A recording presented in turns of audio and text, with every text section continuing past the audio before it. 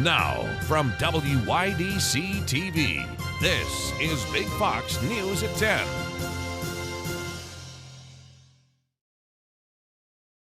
At least 50 people are dead and up to 300 wounded after a Russian missile hits a Ukrainian rail station packed with civilians trying to flee the fighting. Alex Hogan has the latest from Lviv, Ukraine. A scene of chaos and confusion after an attack on a packed railway station in eastern Ukraine Friday morning. The governor of the region saying that dozens are dead and hundreds are injured. 2 missiles struck the station in the city of Kramatorsk, where thousands of civilians were waiting to evacuate. Ukrainian President Volodymyr Zelensky spoke about the attack during an address to the Finnish parliament. This is an ordinary railway terminal. People crowded, waiting for the trains to be evacuated to the safe territory. They hit these people. There are witnesses, there are videos, there are remnants of the missiles and dead people. The train station massacre marking the latest attack on civilians in Ukraine. It follows the horrific discovery earlier this week of hundreds of people killed outside of the capital in Bucha. The mayor of Bucha says that 3 new sites of mass graves have been discovered. One survivor describing the horror. We were in the basement for 35 days. There was shelling all the time. Sometimes there was no water, sometimes there was no food. I explained to them how to fall, how to run, how to defend. Show me. Close your ears with your hands. That's right, Xenia. They fired very hard. Ukrainian officials report that after days of stalled efforts to get evacuees out, on Thursday, nearly 5,000 people have been successfully evacuated from various cities. The Kremlin is denying any involvement in this latest attack. In Lviv, Ukraine, Alex Hogan, Fox News. The Ukrainian army is expecting to get special donations from the Elmira Police Department. The department is expected to donate surplus bulletproof vests to soldiers on the front lines. The vests will be sent to the St. Nicholas Ukrainian Catholic Church in Elmira Heights before being sent to Ukraine. The donations must be approved by the Elmira City Council. The Chemung County SPCA is offering residents expanded veterinary services for pets. This comes after a months-long renovation of the shelter. The Chemung SPCA will offer on-site spay and neuter surgeries as well as administer vaccines. The shelter is aiming to keep costs low in order to serve people who are unable to afford veterinary care. COVID cases hit new lows in the U.S., even as more lawmakers on Capitol Hill test positive for the virus. Jonathan Seri has more. A wave of COVID-19 cases hitting Washington this week. House Speaker Nancy Pelosi, Attorney General Merrick Garland, and several White House staffers all testing positive in recent days. Despite the surge, the Biden administration says it does not have plans to change its COVID protocols. We have incredibly stringent protocols here at the White House that we keep in place to keep the president safe, to keep everybody safe. The outbreak comes as new coronavirus infections hit a 9-month low in the U.S. It's a different story overseas, where the BA2 subvariant is fueling a spike in cases in the U.K. and China. Health experts say it's unclear whether the U.S. will see a similar trend. The story is not as straightforward as it was with the Alpha, Delta, and the Omicron waves, but it may not necessarily be accompanied with another aggressive wave as in the past. Meanwhile, airlines continue to feel the effects of COVID. In the UK, British Airways and EasyJet have canceled hundreds of flights due to COVID-related staffing shortages. Here in the U.S., Alaska Airlines says 63 fewer pilots were prepared to fly this month. The carrier cited training delays due to the recent Omicron surge. We need to make it easier for people to get their pilot's licenses and get through the process. UK scientists are now monitoring the XE variant, but say it's still unclear whether it causes more severe infection. In Atlanta, Jonathan Seri, Fox News. A wild story out of the nation's capital. 2 men charged with impersonating federal agents in order to get close to real Secret Service agents were back before a judge today. Lauren Blanchard has the latest from Washington. Two men back in court Friday afternoon following their Wednesday arrest for posing as fake Homeland Security agents. They have been deemed a flight risk. The FBI says Arian Taherzadeh and Haider Ali were integrating themselves with real Secret Service officers and agents, including ones charged with protecting the president and First Lady and the vice president's residence. According to prosecutors, Taherzadeh and Ali convinced agents to accept gifts and pricey apartments. One was offered a gun. At least 4 real agents have been put on administrative leave. Was this an effort by a foreign power to engage in some sort of either compromise these law enforcement officers, or even worse, access what they knew and get access to their information and travel details and all that other sort of stuff? When cops raided the men's Washington, D.C. apartment, they found guns, gas masks, law enforcement training manuals, drones, surveillance equipment, handcuffs, and zip ties. They also found a binder of information on every resident in their building, including congressional staff and defense employees. Prosecutors said Ali's passport showed visas to Pakistan and Iran, and that Ali had claimed to work for the Pakistani intelligence agency. Both men are U.S. citizens. It's possible they could also face conspiracy charges. The White House is staying quiet on the case. I don't have any comment from here. I'd point you to the Secret Service and others investigating. The 2 men have been charged with false impersonation of a federal officer. They face up to 3 years in jail if convicted. In Washington, Lauren Blanchard, Fox News. New York Attorney General Letitia James seeks to hold former President Donald Trump in civil contempt and fine him $10,000 per day for failing to turn over evidence. The former president has not yet complied with a subpoena for documents related to James's ongoing investigation into his alleged fraudulent business practices. The deadline was March 31st. James said Trump is in the process of appealing a February court ruling forcing him to testify under oath, but did not appeal to move the deadline for the documents. Experts say inflation and a push to cancel student loan debt could cause the cost of tuition to spike. Lydia Hu has the story. The cost of college is surging across the country. Over the past 20 years, the average tuition at a public 4-year school has surged 158% to reach nearly $11,000 a year, while average tuition for a private 4-year school has surged nearly 97% to reach $38,000 a year. And more than half of people currently graduating with a bachelor's degree had at least some type of student loan debt. The average amount, more than $28,000. Experts say the current pause on student loan repayments and the loud calls from progressive Democrats to cancel all student loan debt will further increase tuition hikes. People are going to say, maybe I can borrow a little bit more. Maybe I can pay a little bit more. And the institutions are listening. And that means we're very likely to see increases in prices over the time. Now institutions are facing growing pressure to increase tuition as more than 1 million fewer students are enrolled in college than before the pandemic. Tuition here at Fordham University has increased more than 6.5% over the past 4 years. It costs $56,000 to attend school here for just 1 year. And if a student needed to take out a loan for a single year, it would take them 10 years, paying more than $560 a month to clear that entire debt. Reporting from the Bronx, New York, Lydia Hu for Fox Business.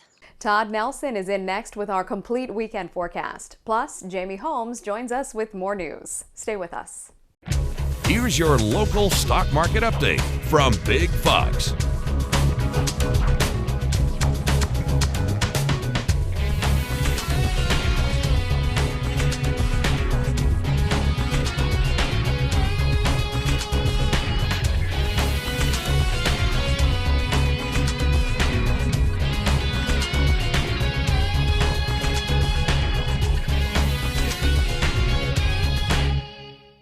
Now, your Twin Tiers forecast from Big Fox.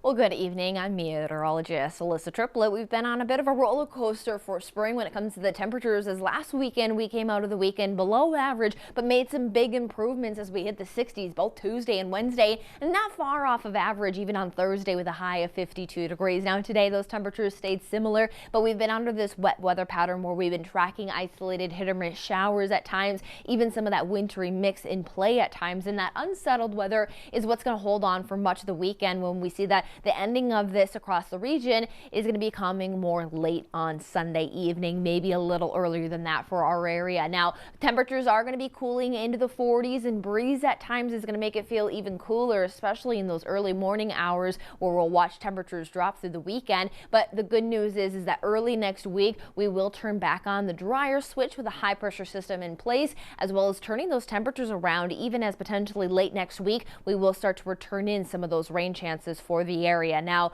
when we speak of that forecast, what we will track in is that starting tomorrow morning, you're already watching much of the state of New York deal with some of that mixed precipitation, and the system is going to have more of that potential to shift off to the north. Now, we will see a bit of a switch in the winds through the day on Saturday, still some convectivity, maybe creating some thunderstorms, but by Sunday morning, that's when we're going to start to see this pull across the Great Lakes. So you see that blue really intensifies by Sunday morning, meaning that we could be dealing with some of that wintry mix at times, holding on to those cold grassy spots. So a feature to watch as temperatures will continue to stay cool for overnight lows all the way until about Monday morning. But Saturday morning will be into those mid 30s. So much of the day on Saturday, if there is any precipitation, it will be mainly in the form of rainfall, with high temperatures just slightly below average again into those lower 50s, maybe a few peaks of sunshine, but again, more of that dominant pattern of showers pushing on through. Then we turn again a little cooler as we head into Saturday or Sunday morning, but highs will top off just around 51 into Elmira,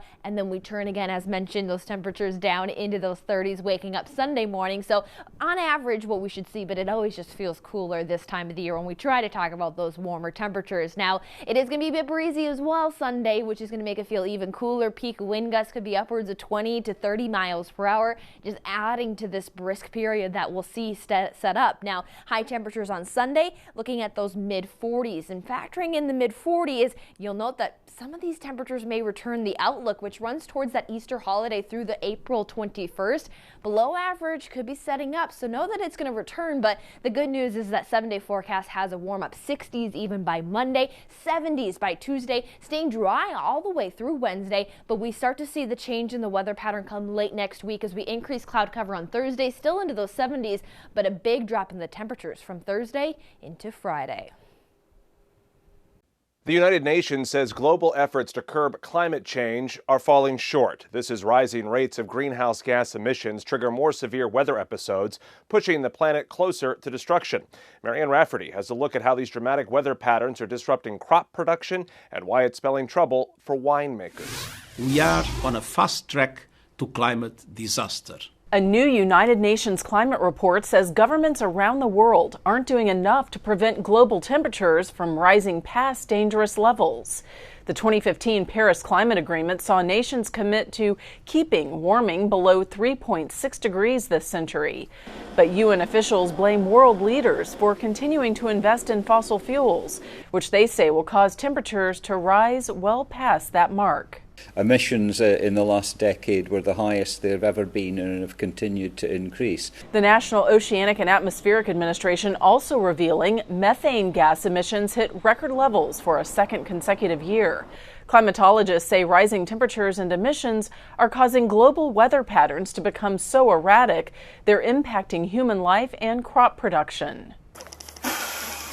French winemakers are getting hit especially hard. The Yonne region south of Paris is known for its production of Chablis wine, but it's the second year in a row the area has been hit with an unusual warming spell, followed by severe frost. Frost is a normal thing in early April. What is less normal is for the plant to already be developed at that point.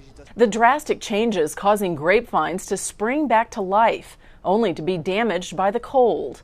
Wine growers are now in a mad dash to use oil lanterns to try and ward off the frost and keep the vines from dying. Winemakers say climate change is straining their ability to grow grapes and warn the issue could impact the price and availability of wine in the future. Marianne Rafferty, Fox News. A mobile payment app says their systems have been hacked, potentially risking the information of millions. Cash App says a data breach in their system could impact more than 8 million users. Parent company Block says a former employee downloaded reports in December without permission. The data set includes full names and brokerage account numbers, but not usernames, passwords, or other personal information. The clock is running out for Americans to get unclaimed money from Uncle Sam. The IRS says that a 3-year eligibility window is running out for about $1.5 billion in unclaimed tax refunds for the 2018 year. Some eligible fit into a few categories of non-filers who could still benefit if they filed, including single filers grossing less than $12,550, retirees with no taxable retirement income, and full-time college students. Some available credits may allow non-filers to still get refunds. A New Jersey town is honoring 3 boys for what they did to save a life. Shawnette Wilson reports. 3 young boys honored tonight for saving the life of another kid. The mayor and Edgewater Park Township Police presented them each with a plaque and commendation for rescuing a kid who fell through ice back in January. We were walking on the ice and we heard cracks. 12-year-old Timothy Graff says it was one of his friends that fell through the frozen pond at Roosevelt Park. I ran right in front of him on the ice to try to get him to grab my hand, but then I fell in. He got out. Then Michael Marsh and Tristan Dean, both 14 years old, heard the commotion.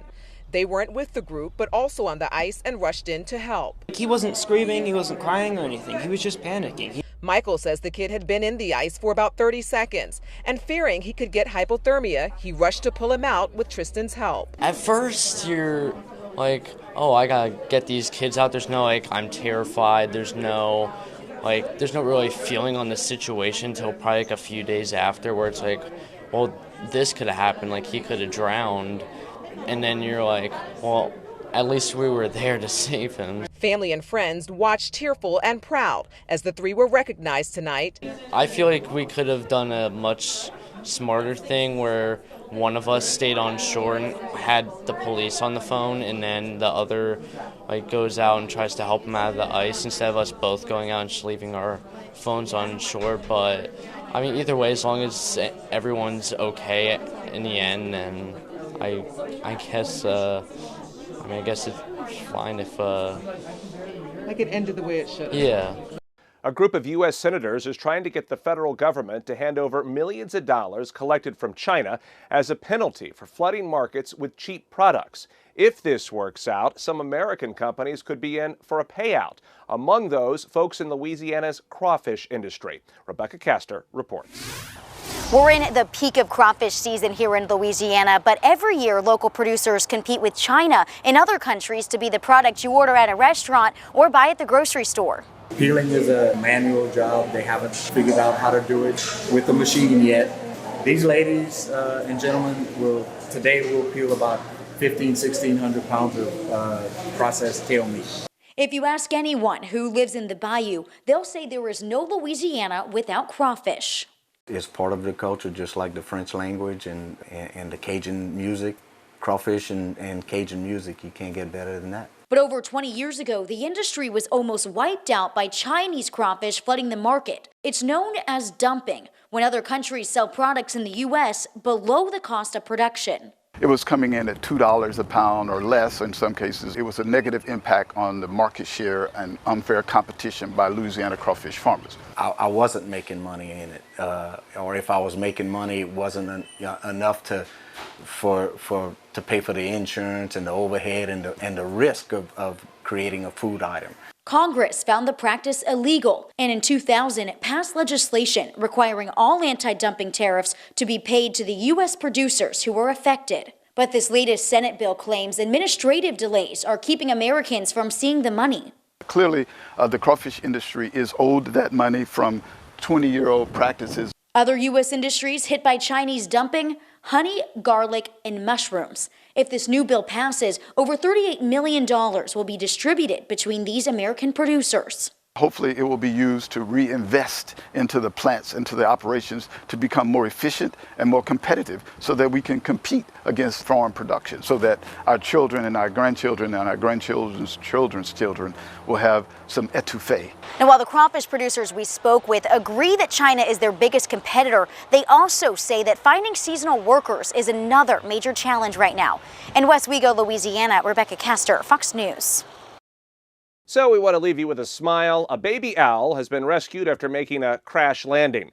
Footage from the Arizona Humane Society shows a technician gently scooping up a baby owl, rescuing it after what they believe was a failed attempt to fly from the rafters of the Humane Society. The little owl was unable to fly back up and was in danger of being preyed upon by local coyotes.